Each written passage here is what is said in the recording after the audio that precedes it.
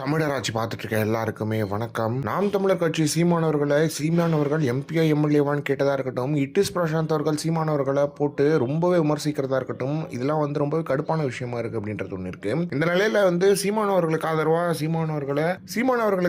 சீமானவர்களோட முன்னாள் தம்பிகள் அப்புறம் இப்ப இருக்கிற சீமானவர்களுக்கு ஆதரவு இல்லாதவங்களாம் ஆதரவு தெரிவிக்கிறாங்க அப்படின்றது ஒன்று இருக்கு. அதுல முக்கியமா கிஷோர் கே சுவாமி சொல்லும் போது என்ன சொல்லியிருந்தார் அப்படின்னு பாத்தீங்கன்னா சீமானவர்கள் ஒரு மிக சிறந்த தலைவர், அவர் தமிழினத்துக்காக எவ்வளவு போராட்டங்கள் பண்ணி இருக்காருன்றது எல்லாருக்குமே தெரியும். ஆனா இட்டிஸ் பிரசாந்த் அவர்கள் அவரை இவ்வளவு மோசமா விமர்சிக்கிறது ஏத்துக்க முடியாது. நாம் தமிழர் கட்சியும் சரி சீமானவர்களும் சரி விமர்சனத்துக்கு உட்பட்டவர்கள்.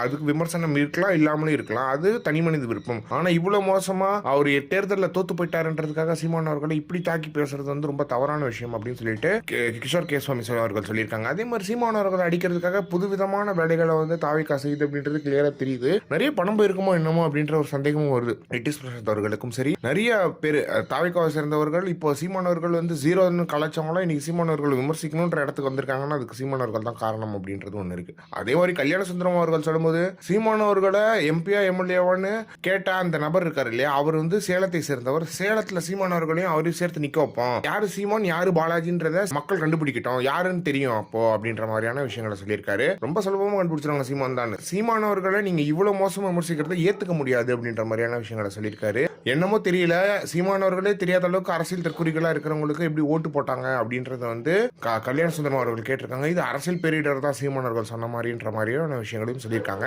எனவே சீமானவர்களுக்கு ஆதரவா இந்த ரெண்டு பேருக்குமே மிகப்பெரிய நன்றிகளை தெரிவிச்சுக்கிறோம். இதை பத்தி நீங்க என்ன நினைக்கிறீங்க அப்படின்றத மறக்காம கமெண்ட் பாக்ஸ்ல சொல்லுங்க.